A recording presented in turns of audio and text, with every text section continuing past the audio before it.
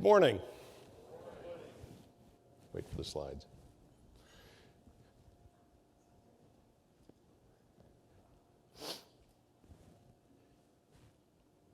That's not one of my slides.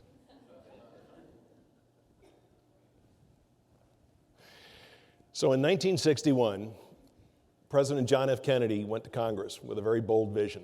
He asked for funding to put a man on the moon, bring him home safely by the end of the decade. And he got it. And about a year later, Congress reached out back to President Kennedy to say, we're concerned. We're not sure that you have the focus, the energy, the alignment of your people to get this done by the end of the decade. So Kennedy went down to what is now Johnson Space Flight Center, and he walked the halls, and he ran into a janitor carrying a mop. And he went up to the gentleman and said, I'm Jack Kennedy. What is it that you do? The guy looked into Kennedy's eyes and he said, I'm helping to put a man on the moon. And Kennedy wrote back to Congress and said, there's no problem here. And in fact, by the end of the decade, in July of 1969, Neil Armstrong and Buzz Aldrin walked on the moon and came home safely.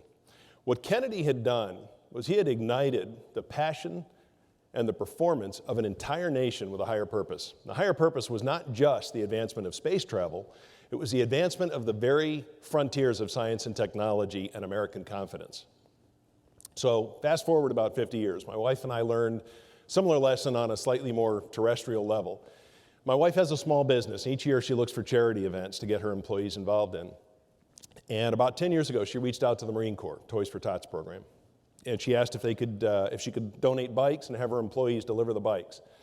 And they said, more than bikes, what we really need is help. Turns out the Washington area campaign had received more than 2,000 bikes in boxes that year, and Marines were working overtime nights and weekends to build those boxes by Christmas. So my wife and I took her employees, their families, our kids' friends, down to Bolling Air Force Base one Saturday, and we built 150 bikes. And the Marines were incredibly grateful. They said it was by far the highest productivity they'd gotten out of any volunteer team.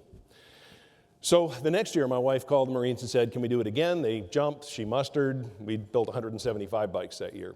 The third year, something interesting happened. College-age friends of our kids began contacting my wife in about the October timeframe and said, when's the bikes event? We want to make sure we don't miss it. And that was interesting. These were college kids. And we realized that, in fact, we had ignited the passion and the performance of these kids with a higher purpose, helping the Marines build bikes for needy kids. And it resonated with some personal beliefs and ideals of these college kids. They could see the faces of needy children on Christmas morning getting brand new bikes. They could see the Marines giving up their personal time, working nights and weekends. They felt like Santa Claus, they felt like patriots. The fact is, it could have been very, very different. Imagine if instead of saying, let's go help the Marines build bikes for needy children, I had said, hey, I have a really cool idea. I called these college kids and I said, how about we get up at 6 a.m. on a precious Saturday morning, we drive all the way across town and we work in a cold, dusty warehouse turning wrenches and screwdrivers for 6 hours. I probably wouldn't have had anybody next to me. I certainly, if I did, I wouldn't have been able to build 175 or even 150 bikes.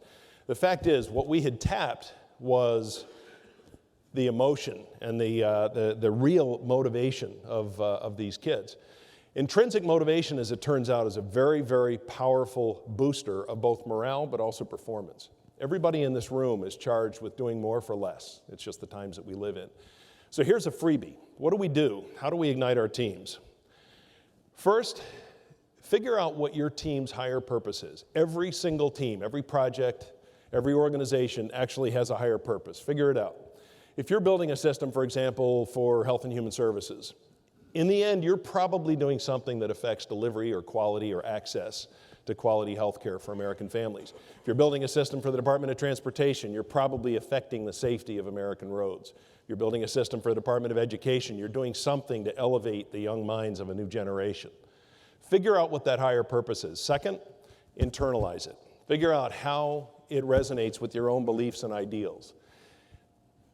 Third, light up your team.